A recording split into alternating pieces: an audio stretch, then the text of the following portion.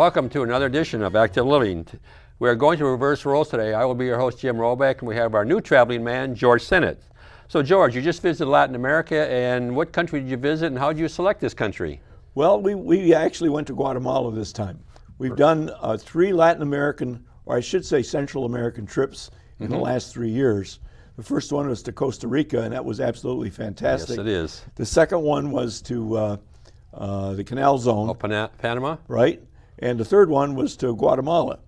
Of course, when you hear about Guatemala, you kind of have second thoughts. You know, you hear about all the criminals down there, and you hear about, you know, all the caravans heading north, right, you know, to get into the United States and all this type of thing.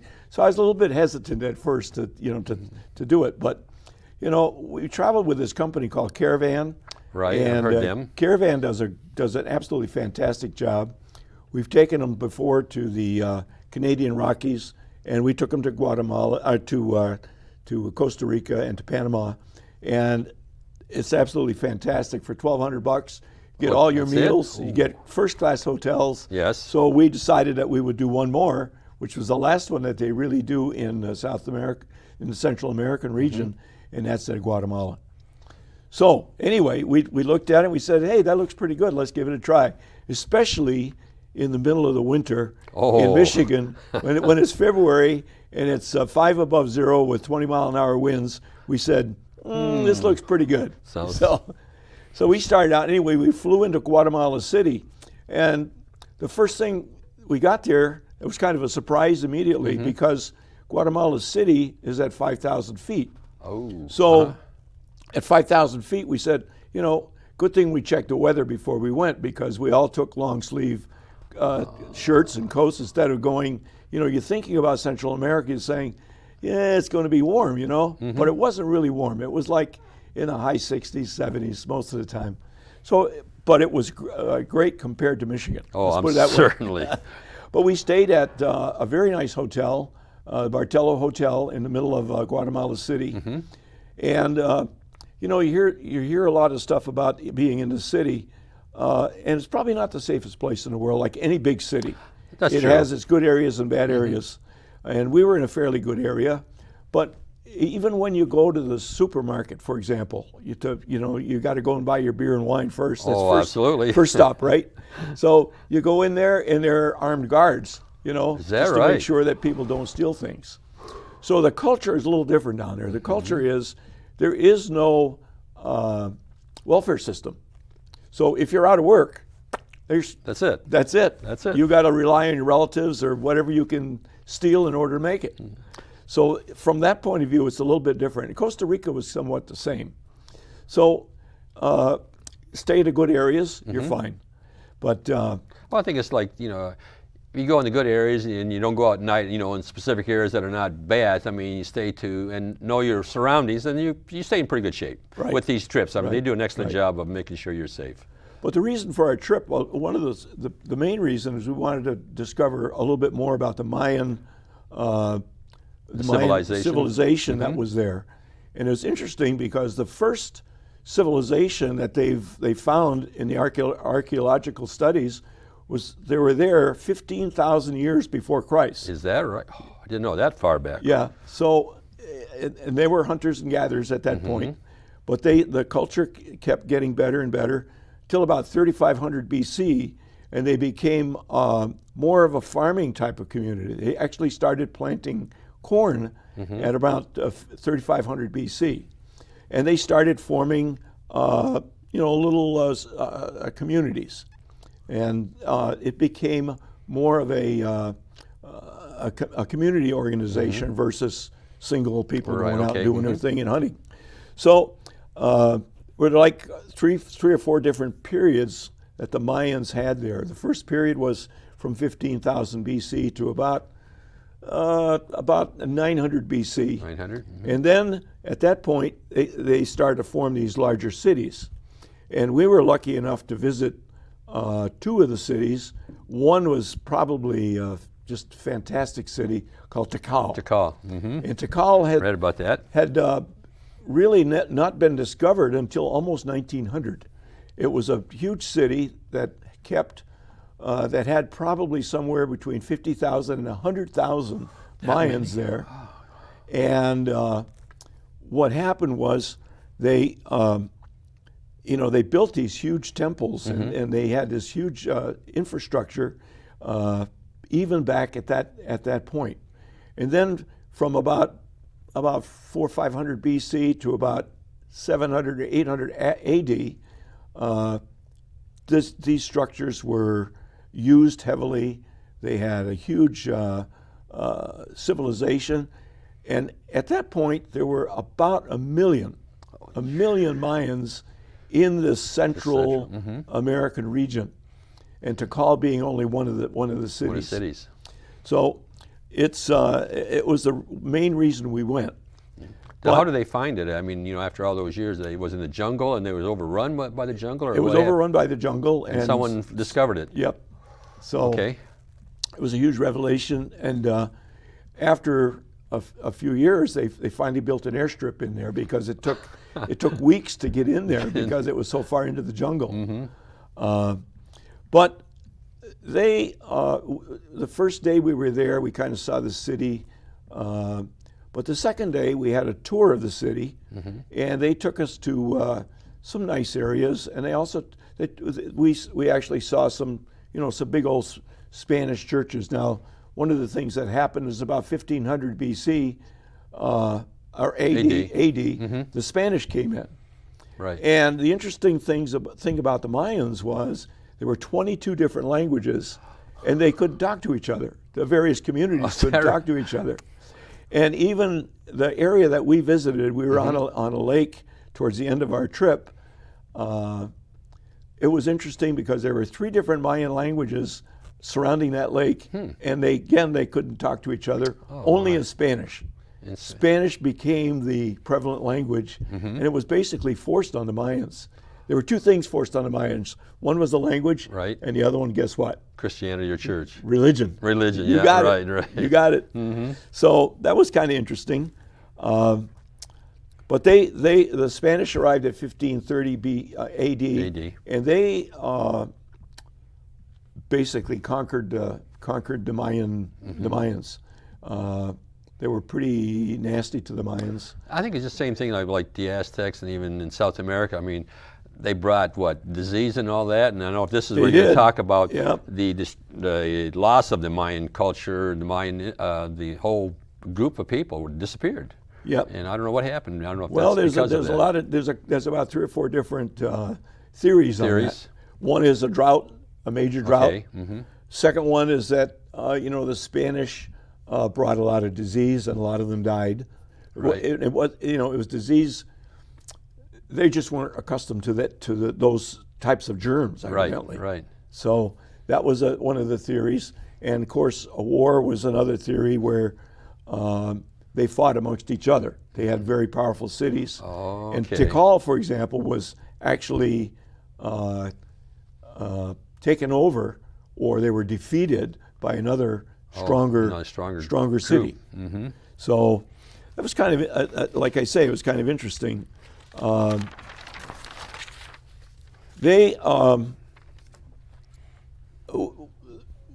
Like I say, we had a tour around the city, and we saw some of the really nice areas, beautiful churches, government buildings, but we also saw some poor areas.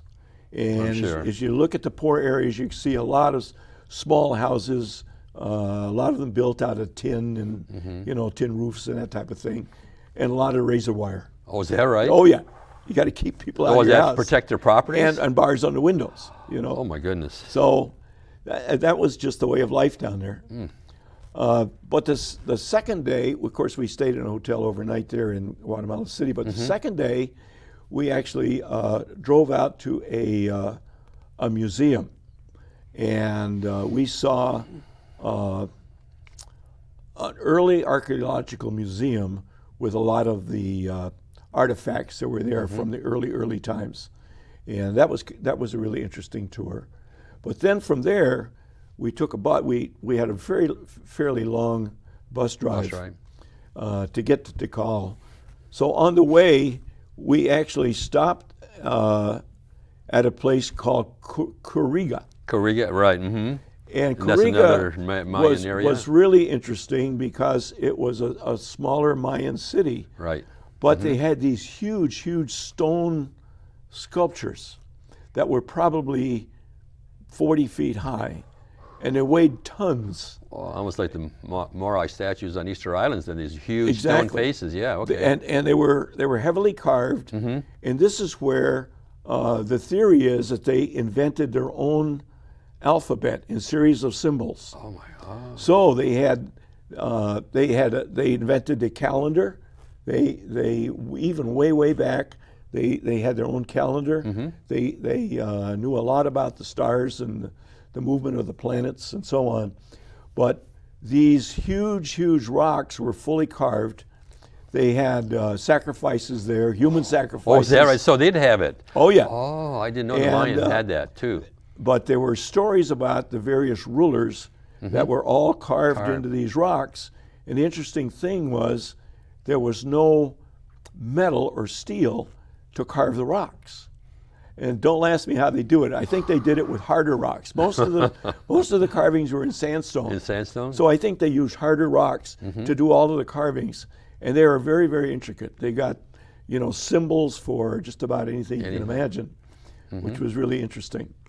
And then we kept going towards Tikal, and we stopped near this beautiful bay, had dinner on a restaurant overlooking the bay, which was kind of really nice.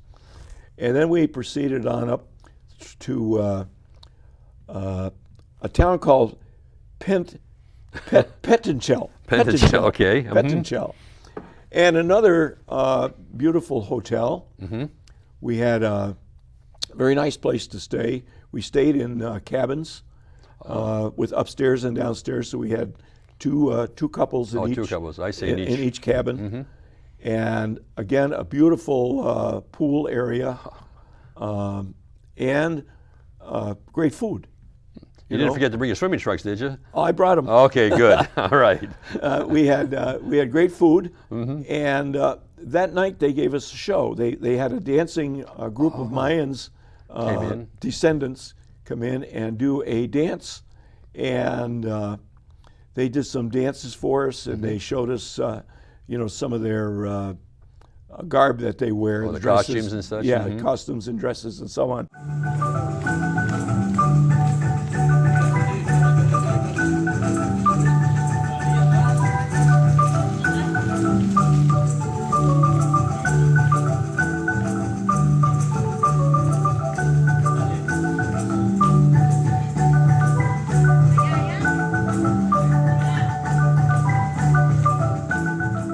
So that was really quite interesting as well. Probably pretty colorful too. They have a lot of the oranges and yellows out, and that was the same yellows, thing. A lot of yellows. Yeah, they're very bright colors. I think right. Maybe because to reflect the sun or something like that instead of dark clothes. I don't know. I don't know, but it's. But anyway, they have these two characters. One is a very tall lady. I don't know if they're on stilts or what, but they have this very tall lady in the dance, and they have this guy who has his body through a horse, and he's going around the floor as a horse, which is kind of interesting. So it's part of the culture.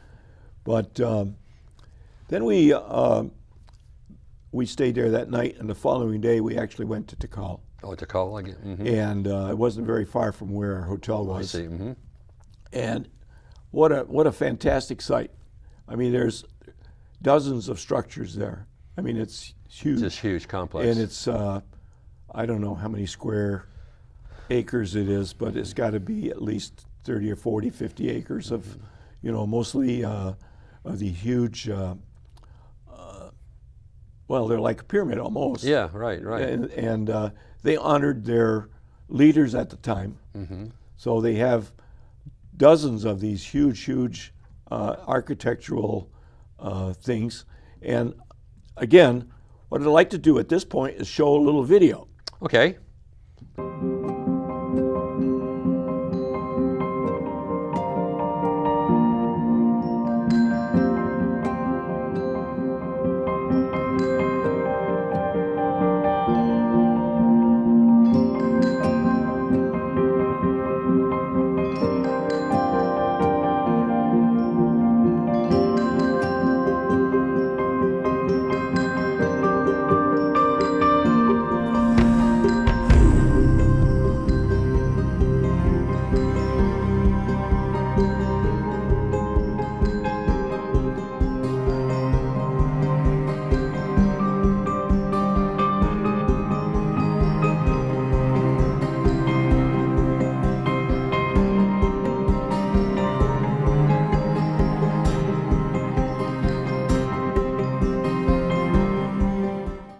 right, we're back, Jim. Okay. All right. So that gives you a little idea of the of what Tikal looks like. It's kind of an aerial view of all of the various structures. Now, when we got there, if you weren't able to walk, they had a little truck that gave you. Like they call it tuk-tuks. I don't know if they call them. That's what they call them. Well, it was yeah, it was a real rustic truck. You had a little like a sidecar or something. Little truck with benches in the back. Oh, it was basically like a pickup truck with benches in the back. Oh, okay. So if you weren't able to walk, you could jump on these. You could jump on that and go through the various structures. Well, I thought they had a lot of trails there you could walk. Is that what you had a chance to walk? Yeah, we walked a lot. And also, a couple of the structures, they had built stairs so that you could actually go to the top of the structures. Oh, you could? From the back where you couldn't see them from the normal area. But they had built these stairs that you could actually climb up to the top of the structures. And I'll show some pictures from the top of a couple of structures where you can actually look over the jungle and see the structures protruding from the top of the trees, through the top of the trees. Oh my! Which was really good. What do they call these? I understood like there's twin pyramids at the at Tikal there. I mean, like there's two large temples, or are they together, or what do you recall from that? I don't remember the names. Okay. And of course, everything was in Spanish. Oh down yes, there, so right. You just look and see, right? Yeah, right. Take it in. But like I say, the whole complex wasn't discovered until the very late 1800s. I know. I heard. Yes, that's right. And so there's quite a few people that travel there today. I think it's a good place to visit. I think better than what you were talking about. Colombia would be another country, it'd be really scary. But Guatemala, like you say, it's got to be careful, like any of those Latin American countries. But once you get away from the big city, it's fine. Right, it's fine. Yeah, we didn't have any issues at all. The people were great. We didn't, we had a great guide. You got to have that. And this guy was kind of interesting, because Guatemala had a war that lasted. I shouldn't say a war. Well, it was a war. Civil War. Civil War. Yeah, okay. That lasted 35 years. Oh my God. And 200,000 people killed. And our guide was actually drafted to go in the army. Is that right? To fight these rebels 2 or 3 different times over the 35-year period. What was the war for? I mean, just this. Well, it was territory, or basically rich against the poor, poor against the rich. Okay. Yeah. You had these rulers that had everything, and the people were kind of scratching to make a living. So it's a typical type of revolution that you would get. So anyway, that was our time in Tikal, which was really fantastic. Sure, sounds like it.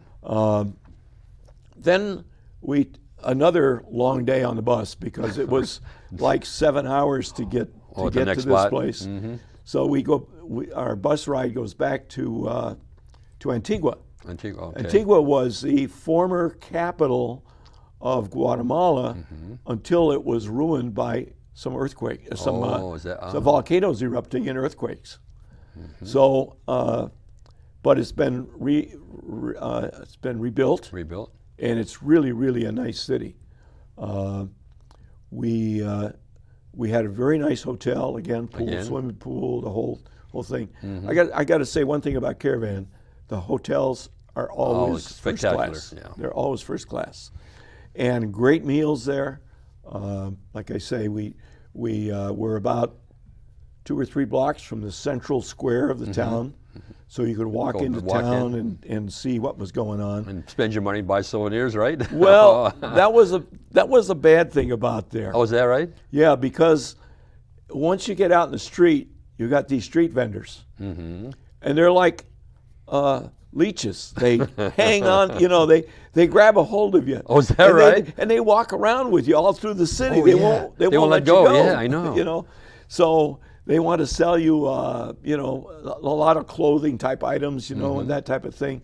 I bought one thing when I was over there. I bought a Guatemalan flute. Okay. Made out of wood, but they're selling all kinds of clothing type stuff that they handmade. They're really beautiful. The good stuff. They're really beautiful things, and they're really cheap.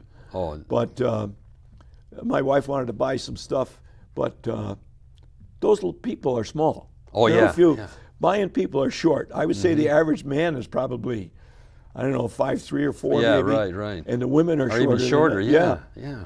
So you got these little women following you around, and my name is so-and-so, please buy from me, Right. So anyway, we had to kind of put up with that a little bit. But Antigua was a great town. And like I say, we took a tour of the town, had a nice restaurant for lunch there. And by the way, Caravan provides all the meals. All of them? All the so meals. it's all inclusive then? All the meals. Oh, great. Okay? I got to check that Now, out. if you had an alcoholic drink. Well, that's extra, yeah. Yeah. Understand, yeah. But really, really, really great. Really great. We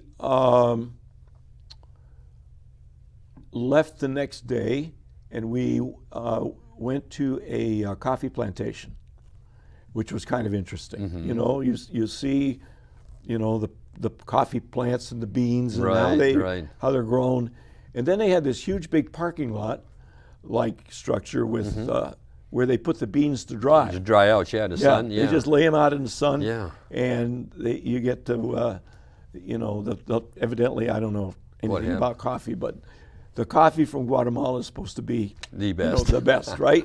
Of course, everywhere you go, they say that. We say that in Costa Rica when I was down there. Oh, yeah. Yeah, because I think they had a place there called Dulce, and 9% of the coffee they sold was to Starbucks. Yeah. So there you go. And but it's interesting. They said when they had the decaffeinated coffee, they dried out with trichloroethylene or something like that, some chemicals. Oh, really? I wouldn't drink that stuff if it was decaf, So I don't know how they did it in, say in Guatemala there, but yeah, they lay it out to dry out, and they shift them and all that stuff there. Yeah, it's quite a process. Well, like I say, Antigua was nice. There were street musicians out on the street. Oh, is that right? And marimba evidently was invented down there, and you had a lot of people. There was one crowd. I think there were 4 people playing the same marimba. Oh, is that right? Which was kind of cool. Oh, yeah. And another thing is in the center of town, they had this huge big pool type of thing with individual stations in this building, and it was a community wash place where you could go and wash your clothes. So we had these women lined up, washing their clothes in this community thing, or community wash type of thing. Okay. Which is really kind of interesting. That's interesting. But anyway, we did the coffee plantation.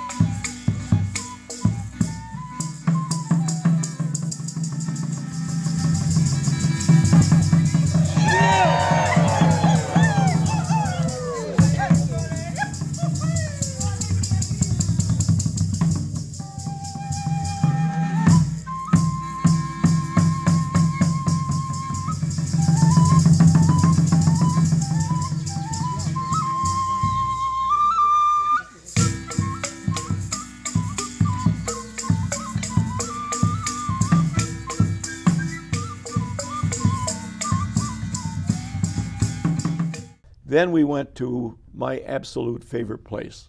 It's called Lake Atitlan. Yes, right. Atitlan. It says most beautiful. And it is a mountain lake. It's at 5,000 feet elevation and surrounded by 3 volcanoes. 3? Dormant volcanoes, thank God. Okay, yes. Dormant sure. volcanoes. We hope. And it is a gorgeous, absolutely gorgeous sight. And the one thing is when we drove in, I said, wow, look at the gardens in this place. The hotel is not huge. It's probably, I don't know, 50 or 60 rooms. Right. And they have 8 full-time gardeners. All they do is take care, and there's not a blade of grass out of place anywhere. The bushes are all carved, with various animal type structures. And the hedges and all of this stuff is really, really first class. Beautiful pool. The cleanliness So of the place. we spent a day there just kind of relaxing. And then we went into this little town. I can't remember the name of it now. I think Penachal or something like that. Right. And again, the leeches were on us like crazy, Oh, yeah. So you got to buy something, You right? gotta buy something, right.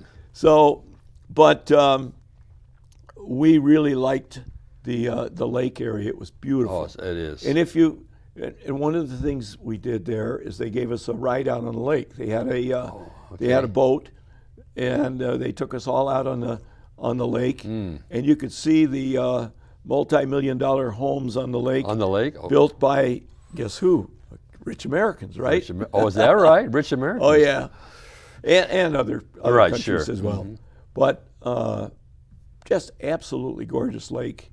And, there'll be some pictures in the presentation. Okay. But we got on this boat. We started down. We had, I don't know, probably 40 people on the boat. And we got down to the end of the lake, and all of a sudden, the steering on the boat broke. Oh, whatever. So we're sitting there, the wind is blowing us towards the shore, and finally they got in underneath the deck and got down there and fixed it. So we got back okay. But that was kind of a little side adventure that we had. But it's pretty much it for the lake area. Obviously, we packed up the next day, and we headed on back. We headed to a very nice restaurant along the way. We stopped and had a nice dinner and ended up going back to the same hotel we were in to start with, which is only about 10 minutes away from the airport. Oh, that's it. Oh, Yeah. nice and close. That's good. So that was pretty much our trip. We saw a lot. We did a lot. It was much better trip than what I had anticipated. Yeah. And I think that's what you find out with these travelers. They do such a fantastic job, and you're just amazed when you come back and say how they put together and so inexpensive, which is really great. It's amazing. And like you say, the hotels, I use Gate 1, but hotels are always 4- and 5-star hotels. Yep. And the food is always excellent. You don't have no problems there. And so, well, thank you, George. That was a very exciting and very enlightening on Guatemala. So another country we now know a little bit more about, and hope to see you on another adventure here shortly, and we'll talk about that one. All right. Thanks, Jim. Thank you, George. Appreciate it.